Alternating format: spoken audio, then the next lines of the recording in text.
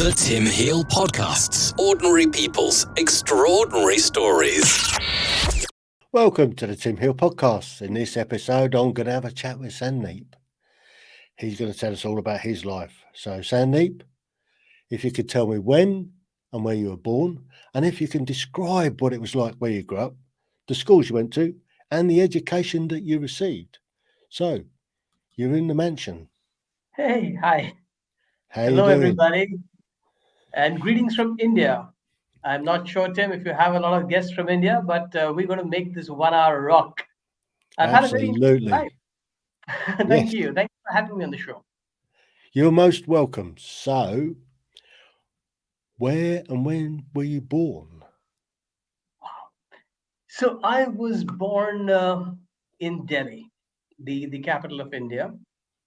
Nothing very extraordinary about that, except that I had an idea of why I was born before I was born.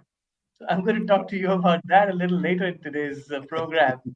But to move on with the question you asked, my father was in the railways, and that meant that he had about 2 years, 3 years at any place before he was transferred out to another one. And he was an ambitious sort of a guy, so he would opt for his transfer so that that would mean faster promotions and more responsibility and whatever. So to address the second part of your question, I did a quick calculation just before the show and arrived at 8 schools. So I've been at 8 schools in the first 6 years of my education. Good grief, That that's seems more a than bit one a much year. for anybody. That's changing almost every term. That's right. So, and to top that, of course, I was uh, in a position to save a year. I didn't do my third standard, but I did my fifth in different terms in different schools. So it's been quite a fun time getting educated, especially in junior classes. But that's when Did, my parents kind of decided that no, this is not too good for the boy. Let him stabilize, and they put me with my grandparents. So I grew up in my senior school in Delhi with my grandparents, while my ah, dad and mom. In fact, my dad, when I was in senior school, he had to go overseas, so that also meant that I would continue in Delhi. And it's good because Delhi is a great place to grow up in. It gives you all the trappings of city life and gets you to understand the big bad world right from the start. So it was good, no regrets, and had a lot of fun growing up those years. mm. So did changing schools quite so much in those early days? Did that affect your education, or was it like a standard curriculum where you could drop in at the right stage when you moved to a different school? I was able to drop in at the right stage, or maybe it felt all right to me. I don't know if the other students thought that I was ahead of them or behind them, but it hardly mattered in those days, Tim. It was Yeah, just getting a new set of friends, having fun, and then the same subjects continue. A few things are added on here. You go to a Catholic school, you get some Christian studies. You go to a public school, you get different kind of subjects. Suddenly, you get moved from one state to the other, and you learn another language. So, if I were a linguist, I would have probably known 13 languages by now. But unfortunately, good. I'm not. So I'm stuck with three. So what languages are you stuck with then? Well, I know English, I know Hindi because that's what's my native tongue would be Hindi, although I'm more comfortable in English. And my wife is from Mexico, so I know a smattering of Spanish. Aha. Is that when Yeah, she goes off on one? She reverts to Spanish and that, that So- that's the time when she makes sure that she's talking to her sister and her siblings, and I don't have to get what they say. So that was the motivation. So I went around getting to understand exactly what might be happening. What is that conversation about? And so I have a smattering of Spanish. Aha. So your junior schools then. What was your Lots of favourite subject during your junior years? Well, that's a great question. because I've never really thought about it. But I think it was probably geography. I remember being intrigued by the number of countries we have around, and there was some connection with geography, which brings it on top of mind even now. Can't say exactly why, but when the globe, the concept of the circular thing came into my life, I remember being fascinated. And somewhere in my subconscious also may have decided that I've got to check this place out. Mm. So thanks to that, that travel bug bit me when I was young, and I was able to go around quite a bit. So, taking that on slightly, because your father worked on the railways, did you get free travel as well? Oh yes, oh yes. You see, when So, you're an officer with the railways, you get what, six round trips, absolutely free of cost for the entire family, from anywhere to anywhere on the network. The huge network that the British laid down initially and the Indians developed on, it is, I don't even know, it must be crisscrossing about 500,000 kilometers or more. It's a mm, huge network. So yes, we did manage to get those family free passes and concessional passes. And I think even now in the railways they have quite a few of that going. Even though the railway fraternity has become much larger than it was in the days of my dad's active service, mm. they still have a lot of benefits. It's still a very coveted profession. So, can you remember your first train travel? Where did you go? What stood out for you on your first ever trip on the Rattler? I love your show. I hope your viewers and listeners have as much fun as I am having recounting these things candidly. And I'm saying all that just to remember because I now I did do. say I'll get you to rattle your grey matter a bit. Yes, loving it. No, now I do. It was because my grandparents were always in Delhi. The trips were the earliest trip I remember was coming back to Delhi from wherever we were. And I guess it was something that was a repeat pattern.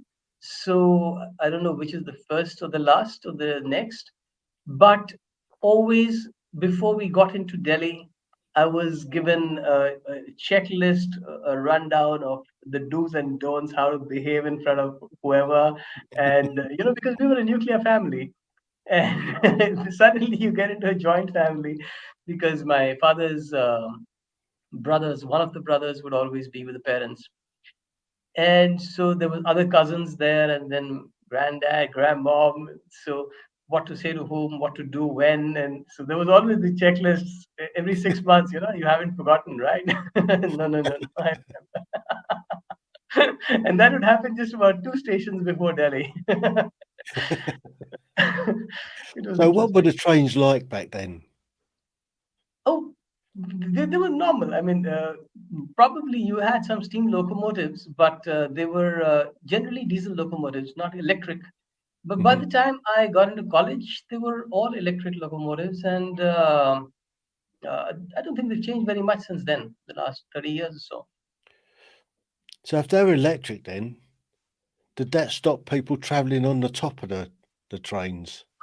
So, yes, it did. That You would be quite remember those shocking. photographs? Have you been to India too? I know, but the closest I've been is Afghanistan, and Okay. Well, put it on your I, bucket list. I'd love to host you here I because spent three that three does make a tours lot. there.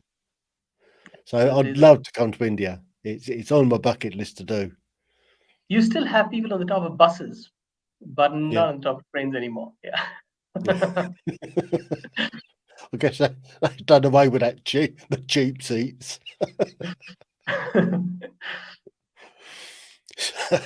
Good, good Just one. imagine trying to get on the top and hanging on to the wires. Ah, shocking. Shocking. Right. So, Hmm. shall we move on a bit? So, when you moved up to the secondary school, what was that like? You say you moved in with your grandparents, and so to give you a bit of stability. So, how was that for you? That was indeed stabilizing. That was when I started learning Hindi because the rest of the country, and this might be interesting to a lot of our listeners and viewers, that India has about 31 official languages and about 105 or thereabouts languages plus dialects. So we're Mm, very diverse.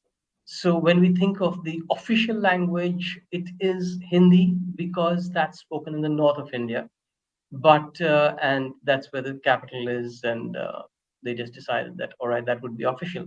But there are various states where Hindi is not spoken at all, which is mm, why Hindi was my third language, or not even a language in the junior school years. And I had a very difficult time walking into class six and getting a standard of Hindi which was way higher than the alphabets that I was kind of used to. mm, And that was a problem. It took me a good 3 4 years to stabilize in Hindi, but the rest of it was fine. And mm, it was good to have my parents around. Like I said, one of the brothers always got themselves transferred to Delhi, and there are three of them. So that those sixth, seventh, eighth were the years when my dad was in Delhi.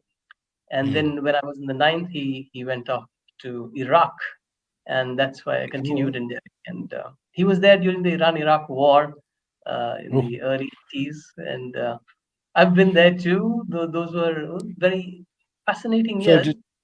did the railway send him there then? That's right. The Iraqi government wanted to reconstruct the railway lines after the first war, and then they started the second one. Hmm. Ah. So you struggle with speaking your native tongue, in effect. Then, so Simple. with your grandparents, were you speaking Hindi all the time, or did you use English at home? What Both, was the language that you used at home? both of them. In fact, my grandfather was uh, working with the British very closely in those days as a civil engineer, and so his language of choice was English. And so we had English spoken around the family by and large. Hmm. Yeah. And and what was the history that you were learning? I'm curious to learn about your history, what you learnt in history in school. Great, a great Did you question. cover the British Empire, or was it all sort of post 47? It was both. In fact, now that I think of it, we learned history in uh, three distinct parts. The ancient history, which was till about the 10th, 11th century, then the medieval period, which was this last millennium, including the British, and then the modern history, which would include most of the British and post British. Not so much post 47, but a lot about the movements of those days, the philosophy, the thinking, the birth of, or rather, the rebirth of Indian philosophical institutions and the Vedic ways of life, which were kind of suppressed with a lot of the Muslim rule through the Mm, Mughals and even before that.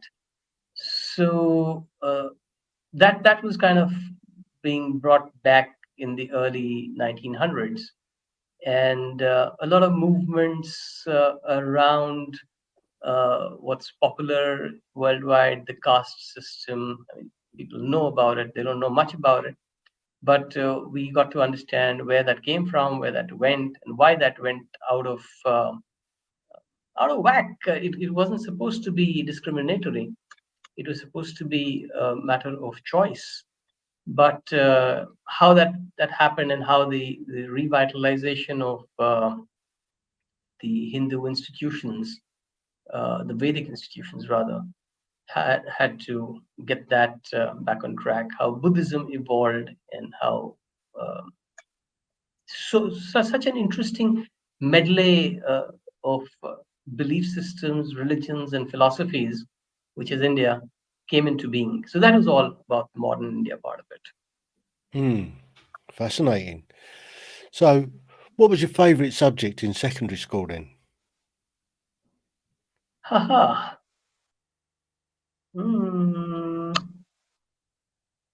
Did you It could have been continue with your geography?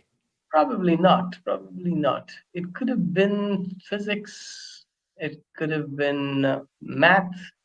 It was always interesting to me how mathematical formulas were predictable and how we could derive things, and that's what got me to understand. And if there are any young listeners here, please take it from me, get your fundamentals strong.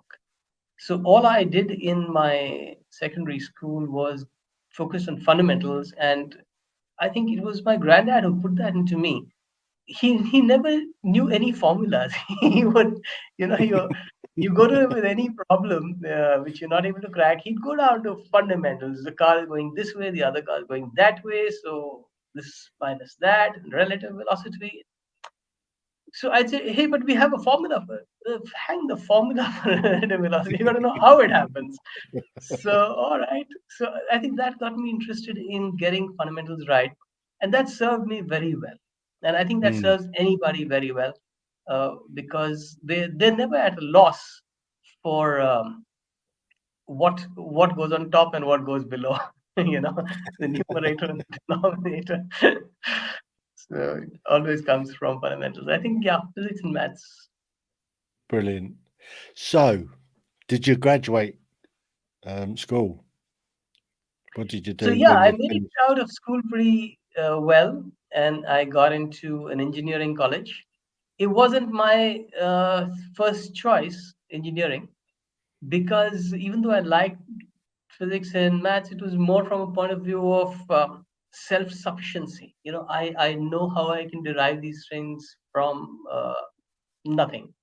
But my my heart was into flying for some strange reason, probably because my mom's brother was a captain in those days, and I thought that I would get into the Air Force and stop studying. That was the motivation because once you get a job, what do you have to study for, right?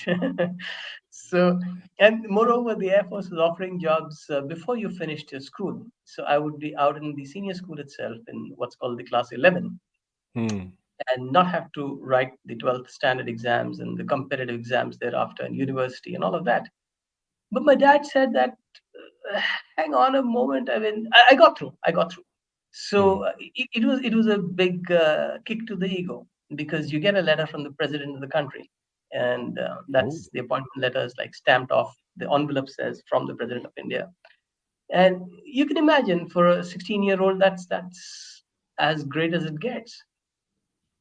So dad said that no, maybe you should just give a shot at engineering. You good at those subjects, and then if you get through, you can take a call on whether you want to go for the defense or engineering. But at least you'll have finished your schooling. Because suppose you have a medical problem and you're not able to be in active flying, then you wouldn't be happy in the Air Force and handling stores or administration or something like that, right? But that made sense, yeah. I wouldn't kind of like that. So, all right, let's do this. And then I just happened to that was a curveball, I didn't know.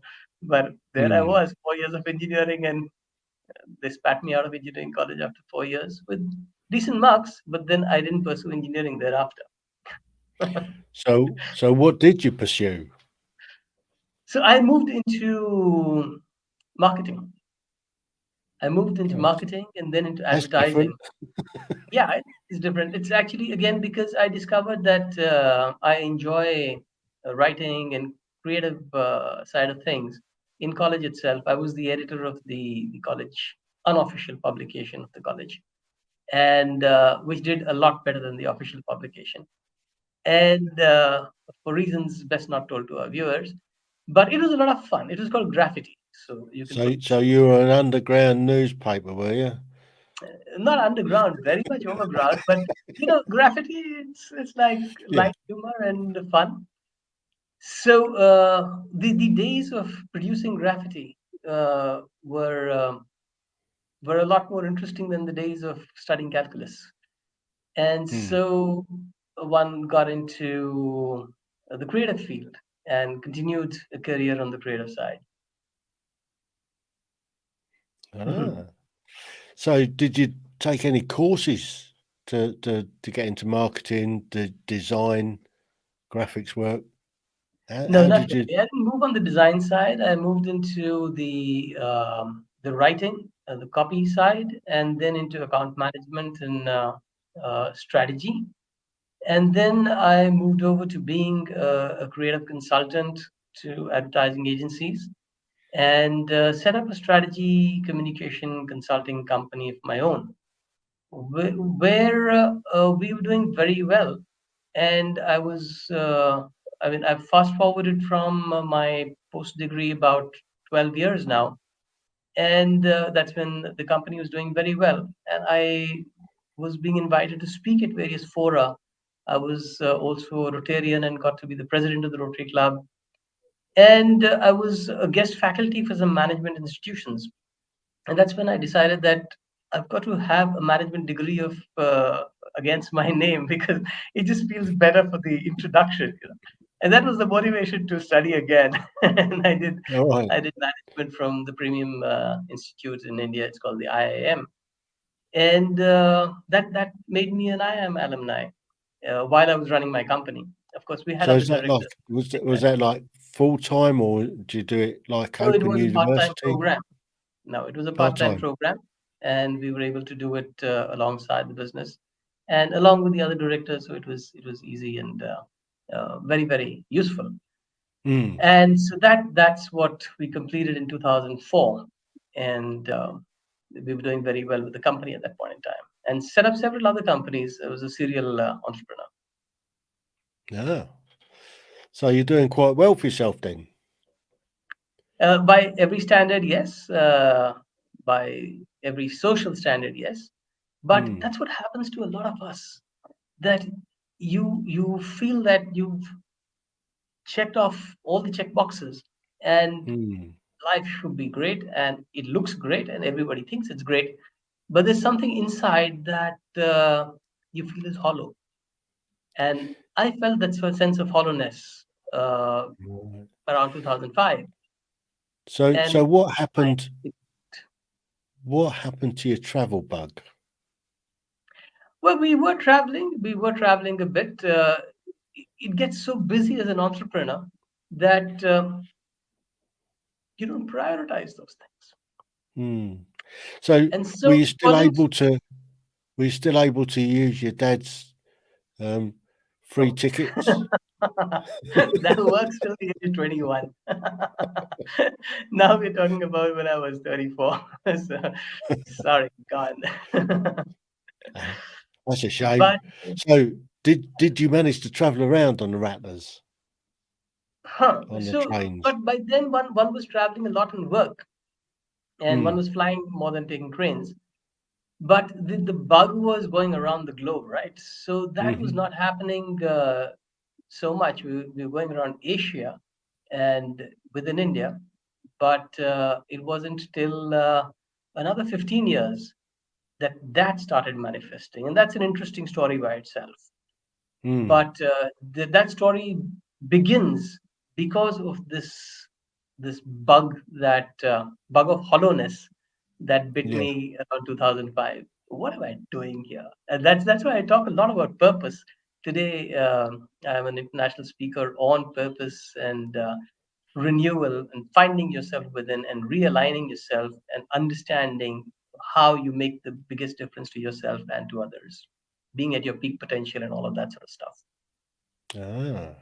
So how did you kind of get into that? How did you move from being an entrepreneur with a successful business?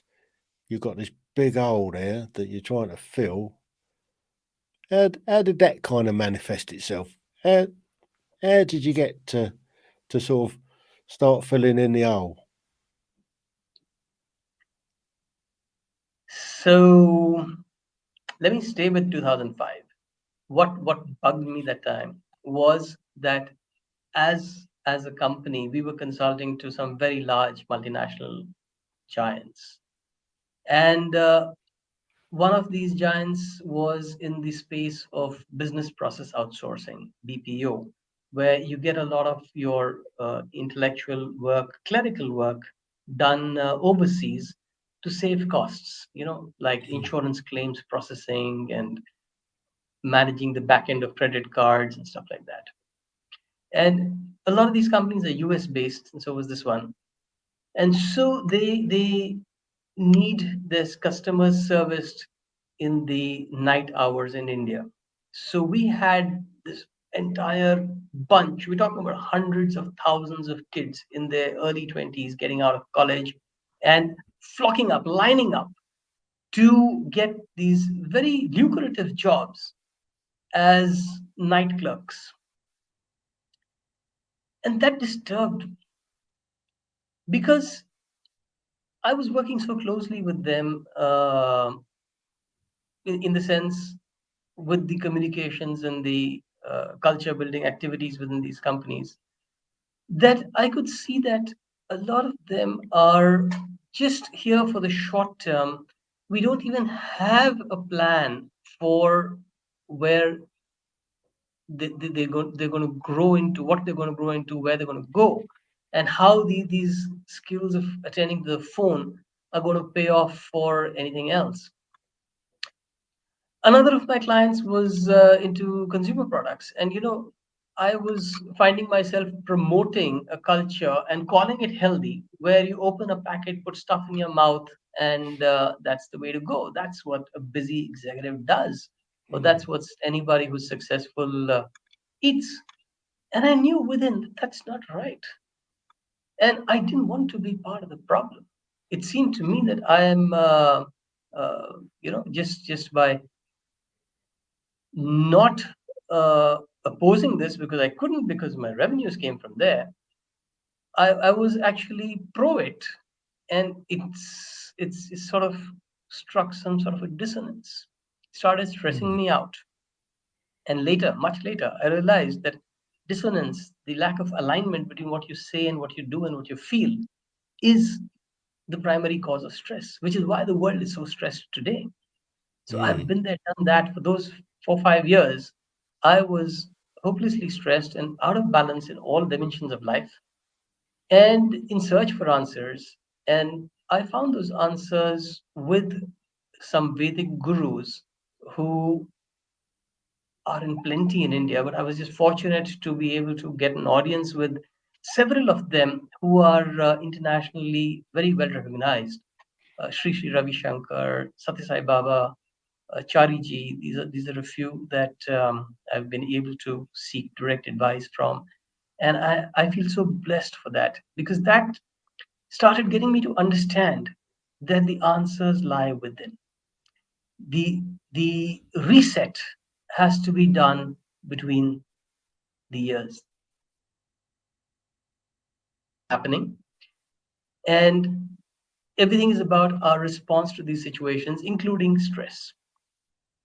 And so I responded a little differently, because I was advised by one of these gurus to explore energy and consciousness. And that would really give me a deeper dive into this. And nobody knows that better than the Tibetan lamas. So 2010, I found myself handing my company over to the other directors and heading out to the Himalayas and spending a few months there in the Tibetan monasteries, learning about what drives our energetic consciousness, what drives us energetically. Why are our spirits down, spirits up? Because spirit is energy. mm, And the body, the mind, both of that is driven by the spirit. So anytime you want to be in high spirits, how do you do that? And they know how to. They know how to keep that balance. They have worked for 1,000 years on that kind of stuff up there in the mountains, nobody to disturb them. So they've kind of perfected a lot of what goes on with our innate consciousness. And I Right. had to tell you all this, Tim, and all your viewers, listeners. I hope you found this interesting. I hope it inspires some of you to actually go back to root the Himalayas. And that's fundamentals. So, my junior school training, middle school training, that held me good in understanding how we are built energetically. Mm. And thereafter, I started working on that, and that, Tim, is when manifestation begins. So, 2016 to 2020 is when I did about 4 continents, 46 cities, talks, workshops all over. so I'm interested to know how you went from Delhi up into the Himalayas. What was the process of actually the mechanics of actually sorting out to go to the Himalayas to join up with some of the lamas in the mountains? How did you get in touch with them in the first place? What was the process that you went through to be able to just up sticks? Obviously, it's easy to up sticks and move off somewhere, but how did you manage to do it? How did you get in touch with them in the first place? How would did you know, I mean, did they open the doors for you, or did you have to beg to get let in, knock on the door, and keep at it, or go on in? How Right. did it work? So it worked very interestingly. Life guides you. We just have to pick up the signals.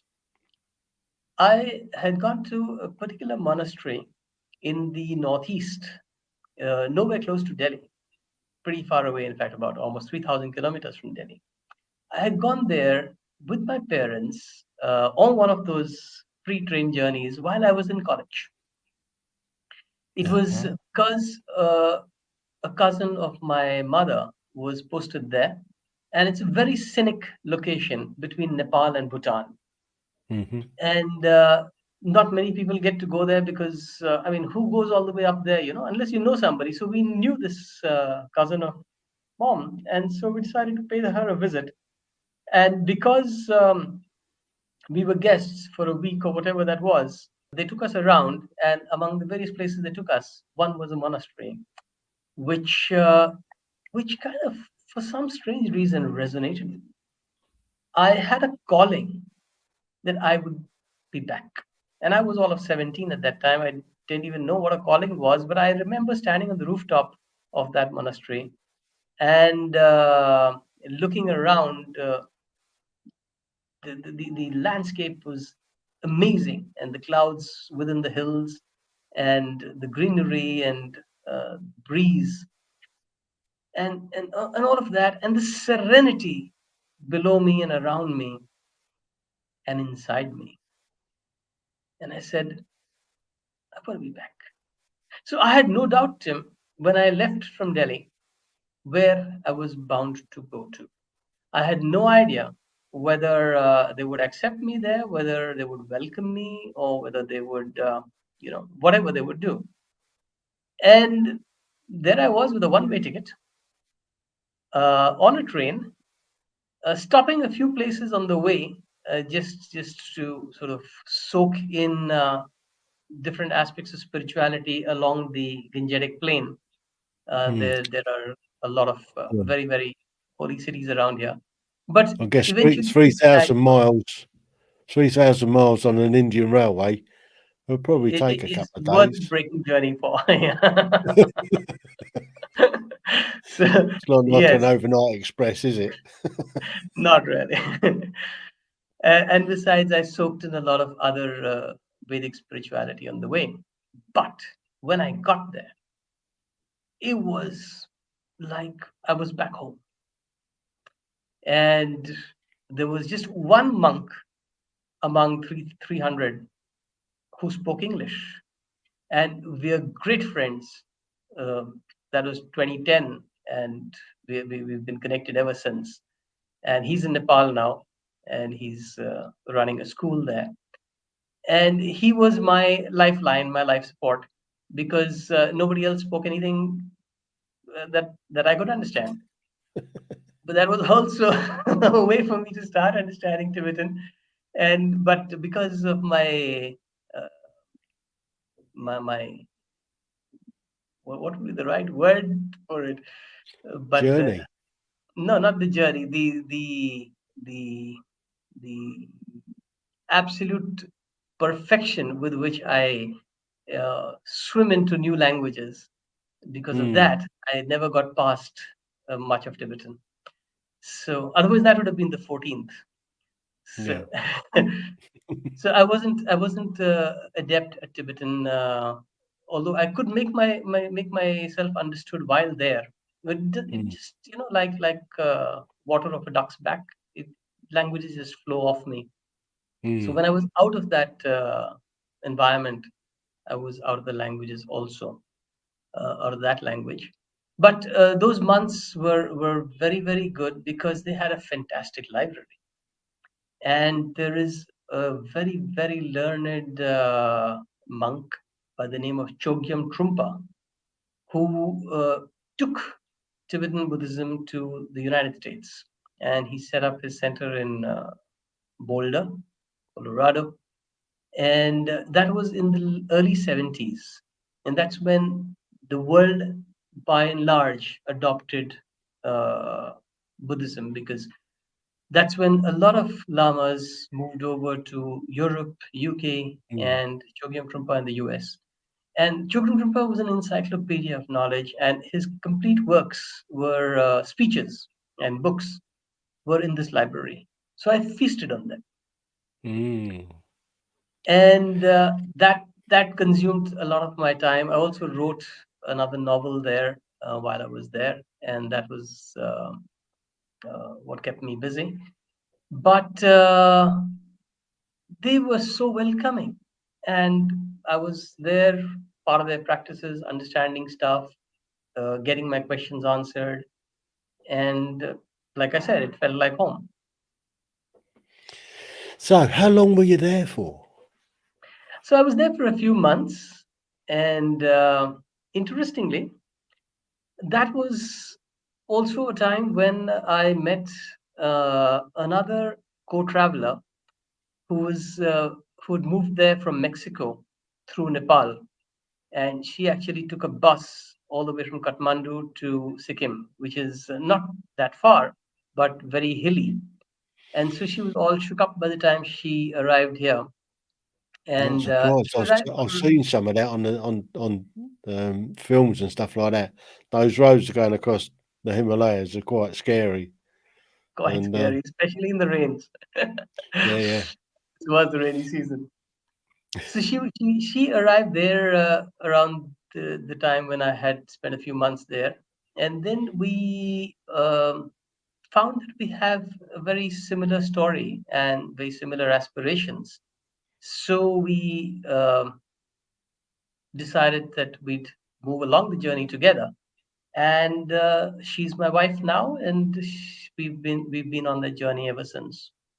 No. So that's why we came back to Delhi, and we decided to get back into a life where we wouldn't actively be in the monastery and observing those vows and stuff like that. We didn't take them, but we would be closely affiliated and connected with the teachings and pursuing them and applying them and being practitioners, lay practitioners, while doing something on our own.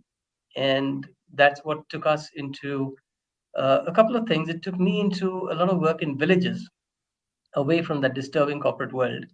And I spent about 6 years in villages, helping micro entrepreneurs power up with solar energy and various other things. Mm.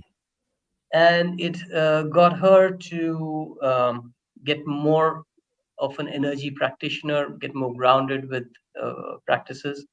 And we went through a lot more of courses in Reiki and Qigong and mindfulness and beliefs and how the mind works and stuff like that. And those are the kind of things that we started helping people out with. Ah, so that brings you quite a way along then. So how long have you been doing that for? So then around 2016 is when we decided that let's do this around the world, because if you guys recall, she's from Mexico, and Mm-hmm. India and Mexico are antipolar. This is where my geography comes back. So you cannot take a flight from India and go to Correct. Mexico and expect that you are at the farthest point from India if you have not got off at Mexico. Because the moment you don't get off at Mexico and you coming back, you're Mm. closer to India again. So that's how far it gets. So if we had to travel around the world, again, the same logic of going to Sikkim, 3,000 kilometers, you stop on the way.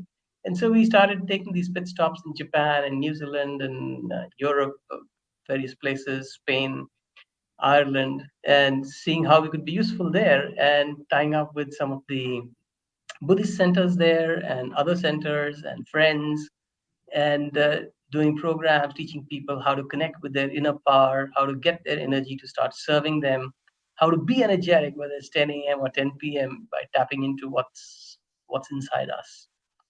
And so that was a lot of fun, and that's what we did from 2016 till the lockdown started. Yeah, I mean, lockdown's got an awful lot to answer for, isn't it?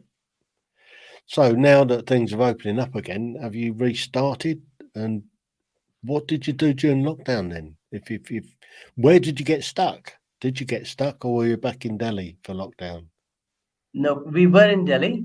We didn't get stuck anywhere. I got back in the February of 2020 because I had a conference to speak at in Dubai and then in Bombay, and then I came to Delhi. Meanwhile, my wife took a trip around South America because she was accompanying her uncle who wanted to make a trip down to Peru and Argentina. And she had an extra month where I would not be in Delhi anyway. So she went down for about 2 3 weeks on that one, and she was to come back around the middle of March, but we had to advance her ticket by a few days so that she could be here just before. Mm. In fact, she was on the last flight from the United States to India, and Oh, then the skies shut down.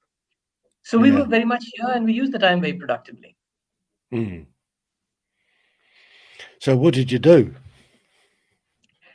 So what I did was I completed my third book, which is by the name of Renewal, and this became my purpose, my mission for this decade.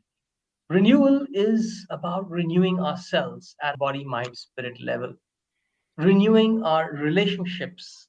It's called symbiotic renewal. Everything that we are symbiotically connected with, which would mean other people, which could mean money, which could mean environment, which could mean the planet, which could mean our social setups, and how we've got to think through our own habits in being able to change that, because what you are within is what you see around. And I'd like to quote Gandhi here, my favorite quote, in fact, be the change you want to see in the world. So if we can be the change we want to see, then it Mm. is our habits that we tweak and change in a manner that changes everything. So it aligns us, what we say, what we do, what we feel, that's what I call the say do be harmony, which makes us Mm. stress free. And that's my crusade against stress. Because had I known this in 2005, I wouldn't have been as stressed, because I was doing things that I didn't feel were right. But now that I have understood that this is how self renewal would work, this is what I'd like to now take across to corporates, to individuals. And that's what we've been doing through masterclasses and workshops throughout the last 2 years. And now that we've opened up, I'm looking at how, through programs like yours, through several other collaborations that I'm pursuing, we could make renewalism a movement. Because you, as a listener, as a viewer, have certain habits that you could change if you knew why and what difference it makes. Now, take, for example, something that I recently spoke about at something called the global crisis. It's It's a forum that's initiated by the Creative Society, and it's about how we are leading the world into crisis because we are devaluing the human life itself and allowing consumerist forces to take over. So an example I gave there was that of the t-shirt and the jeans you wear, for example. Now you might know that it takes about 1 kilo of cotton to produce a t-shirt and a jeans. Fair, understandable. But did you know that it takes 20,000 liters of water to produce that 1 kilo of cotton? And that's fresh water, mind you, not even ocean water. Mm. And if you want to get a perspective on that, 20,000 liters is 27 years of drinking water of one person. Now, Crikey. your jeans and t shirt don't last you those 27 years, but you've just taken away 27 years of drinking water from somebody. So, how many jeans and t shirts do you need? The lockdown has shown you that you actually don't even need a full jeans. A short would do. Yeah. So, limit your own consumption. That could be a habit. Be the Mm. change you want to see in the world. Now, this book, Renewal, is about habits that we can adopt to bring about that change in our mind, body, spirit, and in the planet, and in our relationships, in our workspace. This book talked about telecommuting before the pandemic forced it upon us because Mm. it's just a smart thing to do. You use the internet for what it's worth and bring real estate costs down. But we weren't thinking of those systems. So there is a section on systemic renewal where our habit is to stop using our cars and building policy to have by design schools operating online, offices operating online. When that happened, because of the pandemic, this was written just before the pandemic. This was written in November 2019. And it's a very interesting story about renewal itself. How I was editing it in when I came back to Delhi. I had 2 weeks before my wife landed, uh, a week or two, yeah. And that's when I started editing it. And I found that these lockdowns are coming, and then we found that stuff that I had already written in November, December is becoming policy. I said, man, this has to be done by design. This Mm. is something that the world needs. By April 2020, we were seeing blue skies in Delhi. Today, again, the sky is gray. And the sky has always been gray since 2005. I remember blue skies only before 2005. Mm. But I remember blue skies every month from April to March 2021, every day. And that's something that we did. We kept our cars with it. Yeah. We took a hit, yes, economically, but that's because we didn't do it by design. Renewal is Mm. about putting this into the design of our lives and businesses. And that's what I coach people on. That's what I consult on, and that's what I speak on nowadays. And I would be very happy to initiate a renewalism talk with you and get that culture started within companies because that would complete, Tim, that would Mm. complete the cycle from what stressed me out in 2005. I didn't want to be part of the problem, but I didn't have a solution. I And now knew you those do. kids shouldn't be working in the nights. I knew we shouldn't be eating out of packets. But what do? Well, now renewal tells you what Yeah. the logic of why we eat what we eat.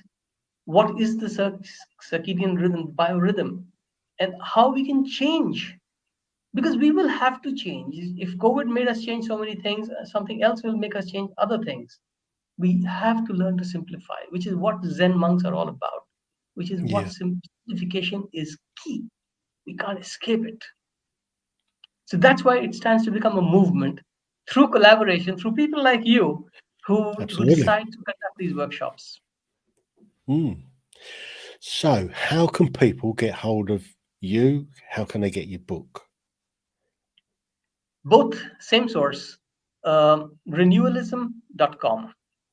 There's a reach us where you could just put in your details and the mails come directly to me, or you could directly find my WhatsApp number on the renewalism, the movement page. And you could also download a copy, a PDF, absolutely free because that's environmentally sensitive, Hmm. and read the the PDF at no cost, or you could pay whatever you like on the site itself. So hop over to RENEWALism.com. And if you want to get in touch with me directly on social media or anywhere, SandeepNath.com. That's my site. I invite you there as well. And are you going to do it as an audio book? I will. I'm sure the world will ask for it. It's not asking right now. The book has received a lot of international acclaim, and that's what gave me the confidence to convert it into a movement this year, and put the structures of things together last year. Because in fact, it's now in its second edition, and the second edition is what's available on all leading portals worldwide. So in case the first edition is also there, and in case you're planning to order online, please look for the second edition stamp on the cover. And that's got a foreword by one of the Qigong grandmasters. He's in the Hall of Fame. He's a mentor of mine. And Qigong is working with energy, a practice that I recommend everybody to do. It's very easy to do, and it's stuff that you can learn online. And so Yeah, is that a Dr. bit Yang, like Tai Chi? it's something like Tai Chi. In fact, Yeah, it's the mother of Tai Chi. Qigong is part of Tai Chi, or the other way around. The other way, it's the mother, because Qi, Mm. the word means energy, and Gang, Yeah. the word means work, to cultivate. So working or cultivating energy is Qigong. Now, in a manner that you do it, in creating certain forms which build strength and give you more power for self-defense, that's called Tai Chi. But Yeah. Qigong is any kind of work that you do with energy. Hmm.